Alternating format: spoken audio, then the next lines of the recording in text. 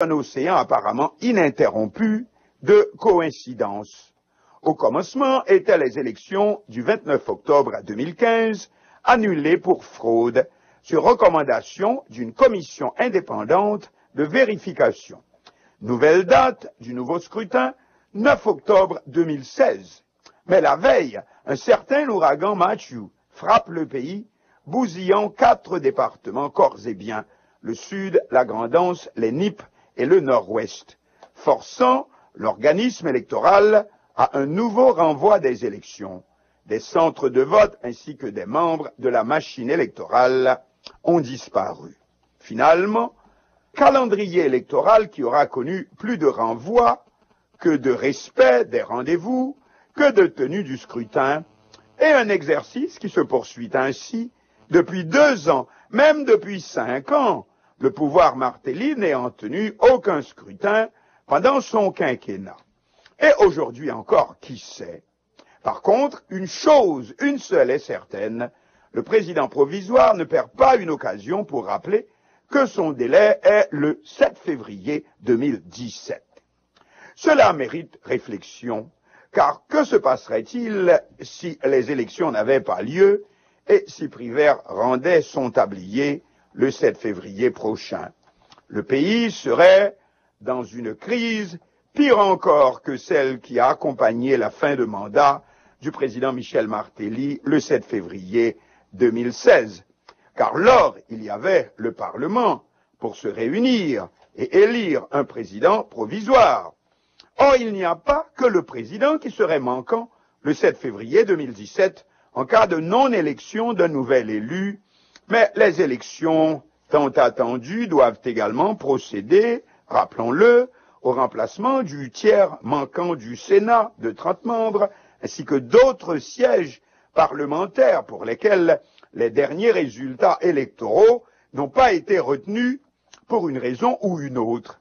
Outre le troisième pouvoir, le pouvoir judiciaire, dont tous les membres n'avaient pas été choisis de manière constitutionnelle. Ainsi donc, si les élections n'étaient pas tenues, comme on l'espère, avant le 7 février 2017, ou suffisamment à temps pour permettre l'investiture constitutionnelle à cette dite date, c'est toute la chaîne de pouvoir, toute l'armature du pouvoir constitutionnel, exécutif, législatif et judiciaire, qui aurait éclaté.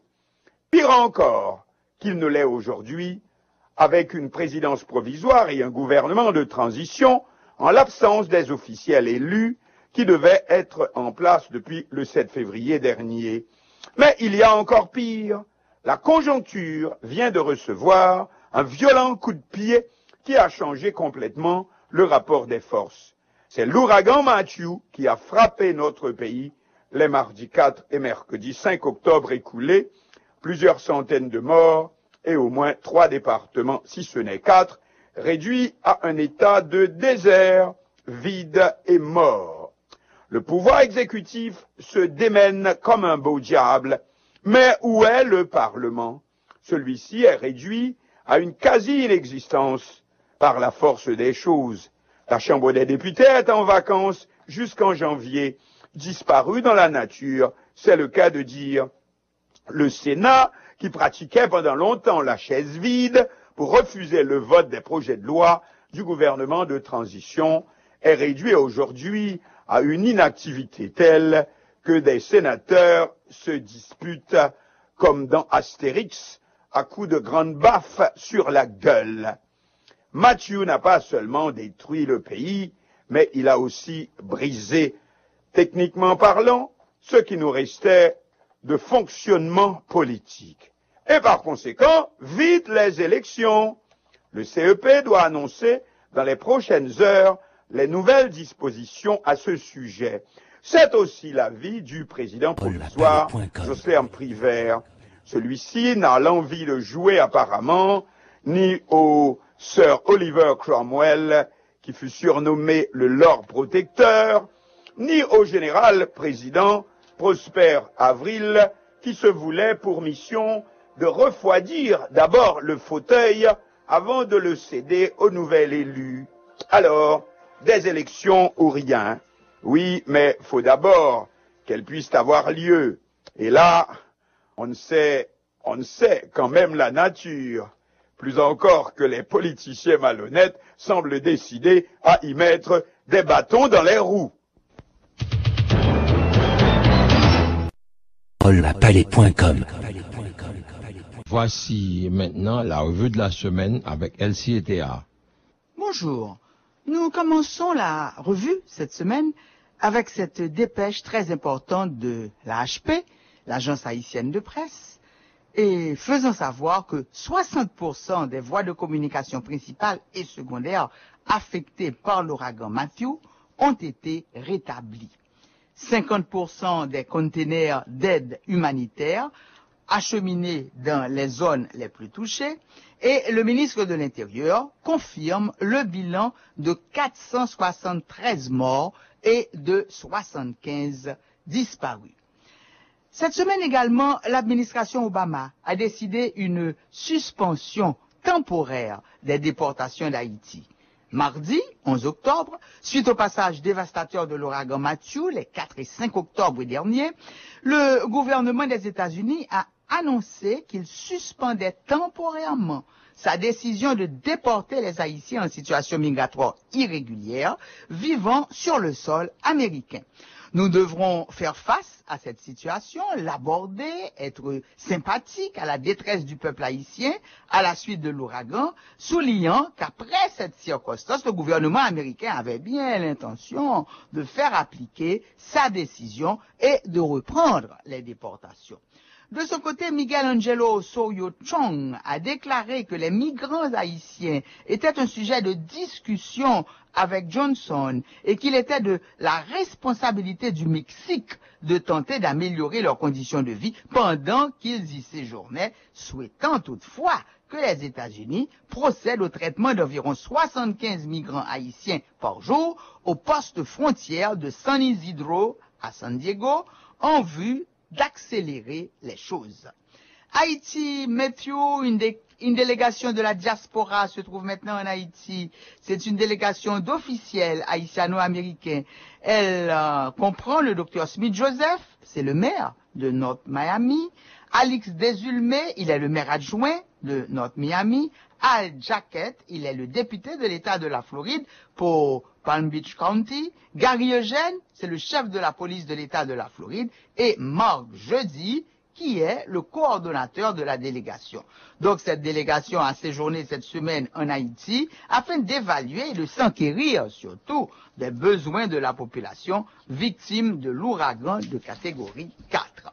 Plus de 1,4 million de personnes ont besoin d'aide d'urgence. Plus de 2 millions de personnes ont été affectées par le passage, mardi 4 octobre, de l'ouragan Matthew de catégorie 4 sur l'ensemble du territoire. 7 départements géographiques sur 10 et au moins 90 communes du pays ont été touchées par le phénomène météorologique, notamment le sud et la Grande Anse, balayés par des vents violents de force ouragan catégorie 4 et victimes également d'inondations.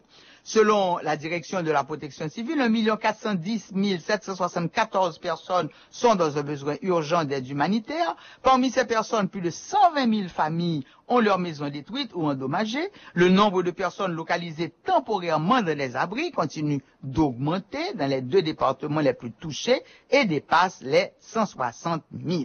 L'ouragan Matthew nous a frappé fortement, mais nous allons nous relever, a déclaré François-Annick Joseph, c'est le ministre de l'Intérieur et des collectivités territoriales, et il a rappelé que la priorité pour le gouvernement et ses partenaires nationaux et internationaux, incluant la société civile haïtienne, pour le moment, était de répondre aux besoins urgents en eau, en nourriture et en médicaments des populations des zones touchées qui doivent rapidement être assainies pour ensuite passer à la phase de réhabilitation. La CCRIF va verser plus de 20 millions de dédommagements à Haïti. Oui, on apprend ça. Qu'est-ce que c'est que cette CCRIF?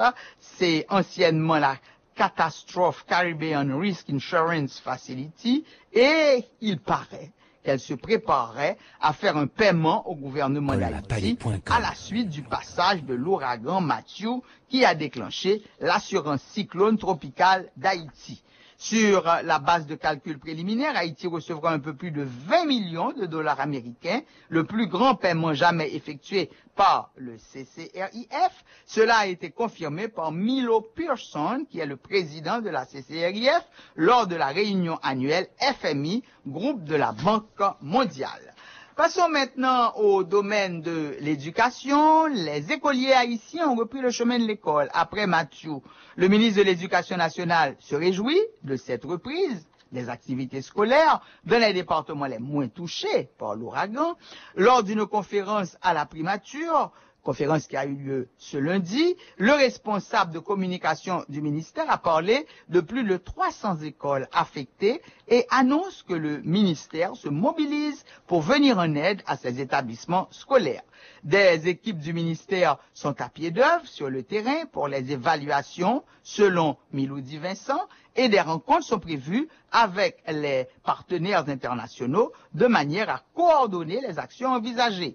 Concernant les zones considérablement affectées par l'ouragan Matthew, le gouvernement s'apprête à lancer des opérations de réhabilitation des infrastructures scolaires en vue de faciliter la reprise des cours dans le meilleur délai pour ces enfants de cette zone. L'estimation des coûts et des intrants nécessaires est déjà finalisée en ce sens. Selon l'UNICEF, les premières estimations nationales